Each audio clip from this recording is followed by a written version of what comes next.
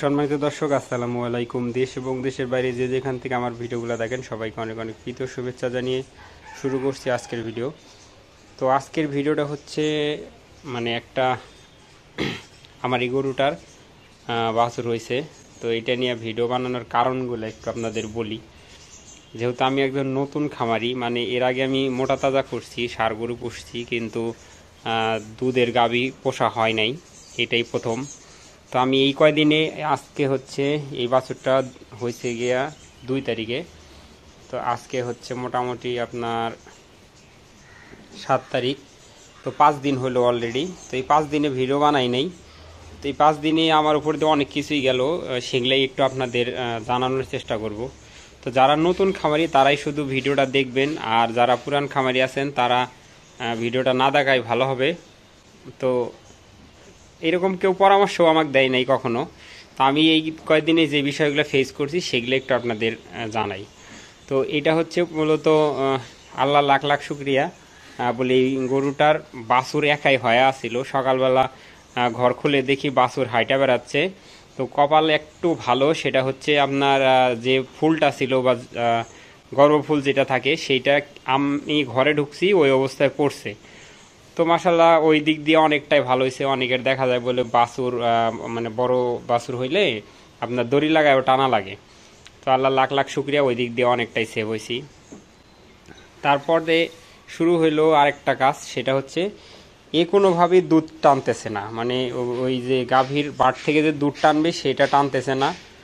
তো সেইটার করার জন্য পরে লাস্টে কি করলাম, ওইটার হাত দিয়ে সেকে ওকে আমি ফিটার দিয়ে খাওয়াই দিলাম।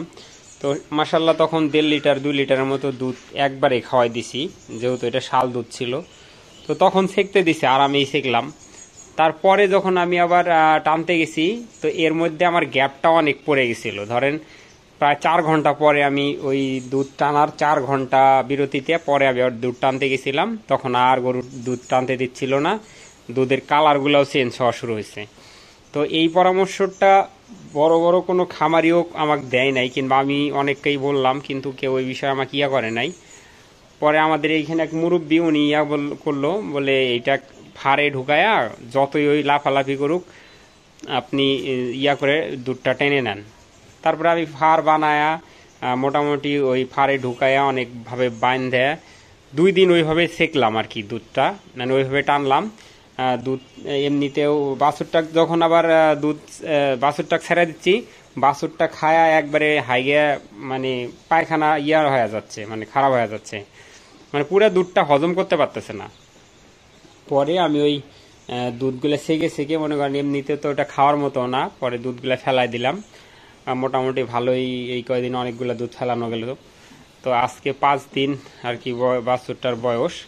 হ্যাঁ, তো 5 দিনের মধ্যেই যে যখন আমি যেটুক সময় চাচ্ছি, ও বাইরে রাখার মতো আর কি হচ্ছে না, বাইরে রাখতেছি না। ওই যে মুখে একটা দিয়ে রাখছি যেন সবসময় দুধ খাইতে না পারে। সবসময় দুধ খাইলে ওই শুধু দুধই পায়খানা করতেছে, আর পুরো একবারে চেয়ারপাটা পাছায় পুষে চেয়ার কাটা হয়ে যাচ্ছে। তো ওইটা লাগাই রাখছি। তো কিছুক্ষণ ধরেন সকালবেলা ছেঁকার পরে দুধটা টানার পরে মোটামুটি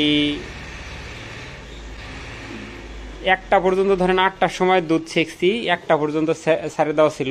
তারপরে 1টার সময় আবার লাগাইছি। তারপরে 1টার থেকে আবার এদিক ধরেন 5টার সময় সেকবো, ওই হিসাবে ওইরকম করে টোপা লাগায় রাখাই। আর এটা লাগানো একটু ভালো হয়েছে কি, ওই যখন বাইরে যায় প্রথম 2 দিন চেক করছি, ওই বাইরে যা মাটি খাচ্ছিল। তো মাটি খাইলে অনেক ভালো একটা সমস্যা হয় বাছুরের। তো এটা লাগানোর কারণে ওইটাও হচ্ছে না। আর এই আল্লাহ রহমত গরুটার অত ভালো দুধের রেকর্ড এখনো করতে পারি নাই, কিংবা অত ভালো দুধের রেকর্ডের গরুও না এটা হয়তোবা। তাও সকালবেলা 1 টানে 5 লিটার এবং বিকালবেলা মোটামুটি 3 লিটারের মতো আসতেছে, আল্লাহ রহমত, আল্লাহ লাখ লাখ শুক্রিয়া। আমি এতেই খুশি আর কি, যেহেতু আমার প্রথম গরু। সকালবেলা 1 টানে 5 লিটার এবং বিকালবেলা 3 লিটার, 2.5 লিটার, কোনোদিন 3.5 লিটারও হয়। তো এরকম করে দুধ নামতেছে ইদানিং আর কি।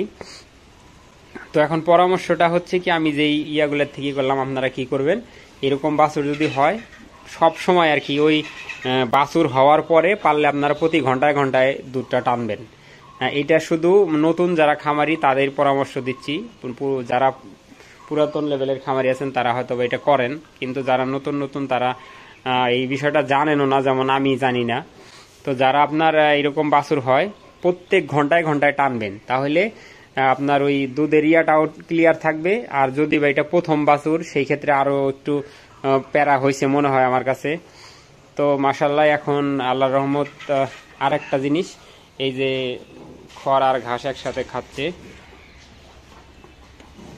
তো এই কথাগুলো যদি কারো একটু ভালো লাগে তাহলে অবশ্যই চ্যানেলটা সাবস্ক্রাইব করবেন, পেজটা ফলো দিয়ে রাখতে পারেন। আর পেজে মেসেজ দিলে আশা করি রিপ্লাই দিব। তো আজকের মতো বিদায় নিচ্ছি, আল্লাহ হাফেজ।